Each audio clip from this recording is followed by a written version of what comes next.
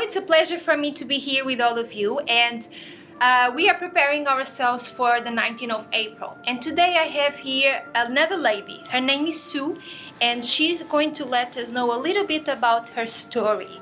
So please, tell us. Hi Donna.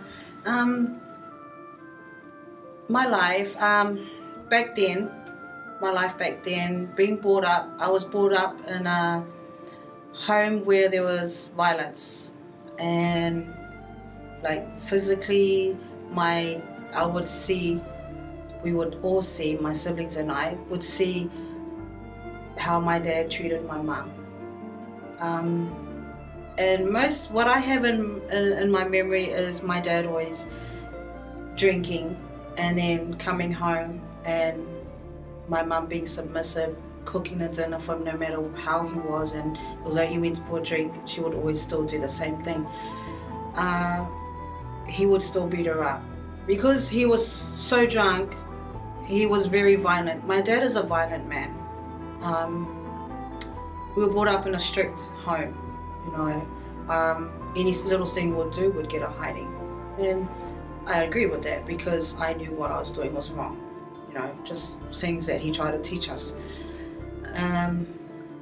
Being brought up in a home where there was violence, and then mentally my mom would get abused as well, and emotionally.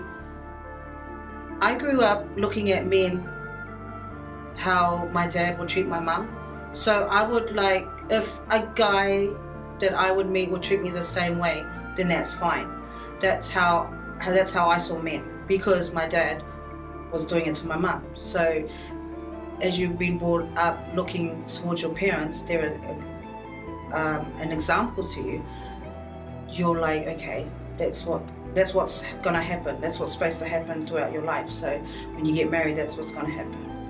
So I got into a relationship at a young age, probably 18. My boyfriend back then abused me.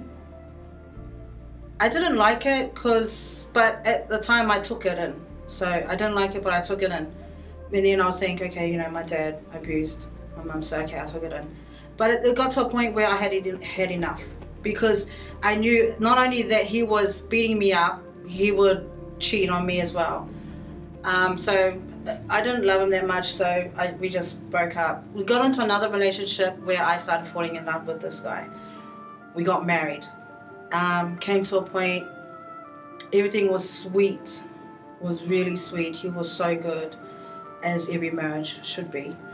But during the time of our marriage, probably say a couple of months, I started seeing a different side of him.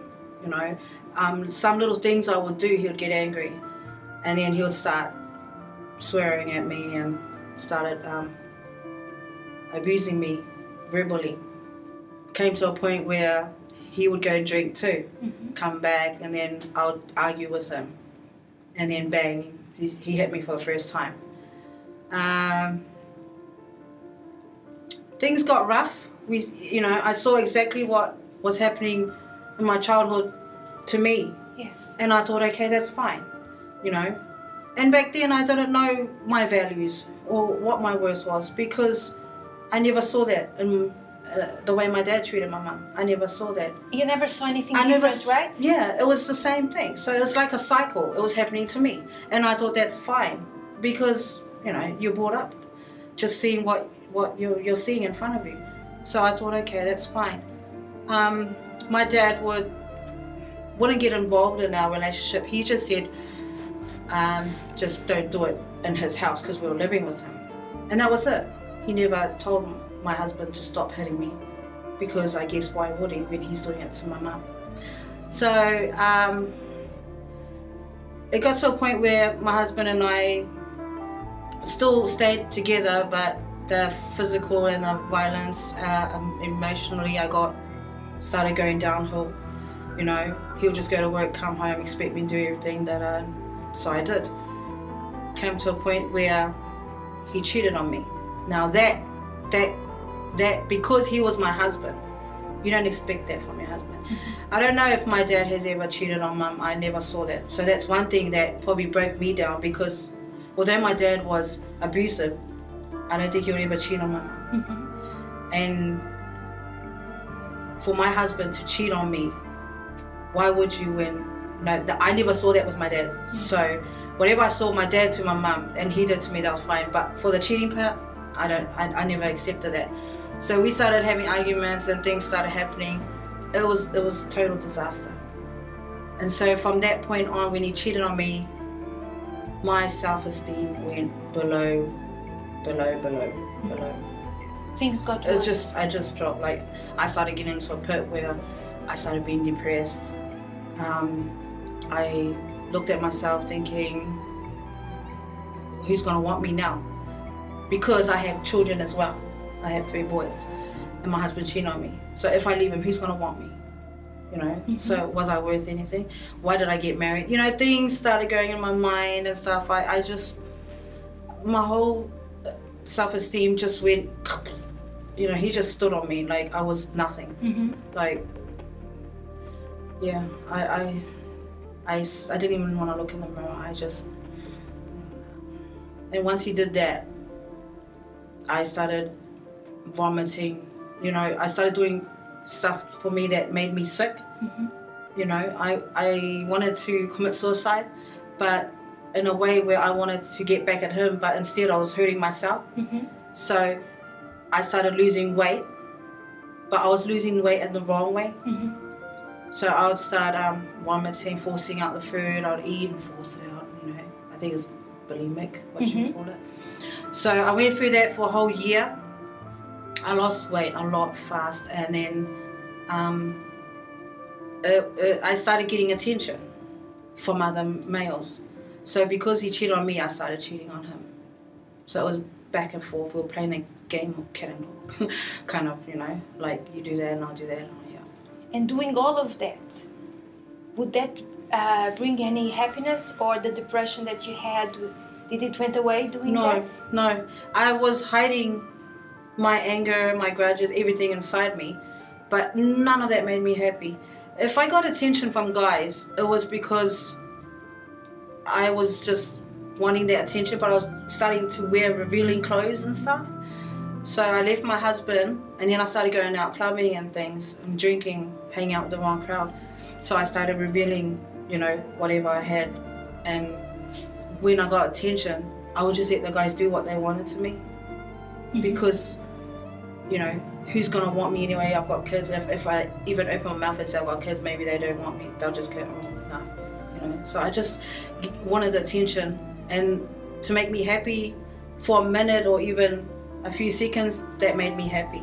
But it was gone the next, you know, couple of minutes. When they finished with me, that was it. It was gone. And how did you find your value? It wasn't until I came to this church with my partner that I truly found what I'm worth and my values. It's been a blessing, because I totally changed from inside how I felt about myself inside, and it's starting to come out. So I'm truly happy, and I know what I'm worth. Even my husband treats me and tells me what I'm worth every day. So I'm really happy. Do you see yourself beautiful? Yes, I do. I see myself really beautiful. Yeah. More confident in myself. So yes, and I thank God for bringing me here to the UCKG, because I've learned so much about being a woman and a true woman of God. You know, just knowing that God put us here for a reason. So no more depression, no more sadness. No, that's a thing of the past. You know, I'm happy to talk about it, but when you think about it, I'm happy it's there, and I'm now here. So will you be here on the 19th of April? Oh, of course. Yeah. Of course. I'll probably be the first one here on the door. Very good. So get ready. We are preparing ourselves. I will be here. She will be here. Don't miss this opportunity. No. The 19th of April, the Universal Women's Day. If you relate to anything that you heard today with Sue's story, come to this day to learn your value. And we are even inviting men, because we will teach even to men to value the women that they have in their lives, their mothers, their daughters, their wives, everyone. So everyone is invited, you as a woman and you as a man too. So I hope to see you soon, I'm sorry, and see you tomorrow. Bye bye. Thank you.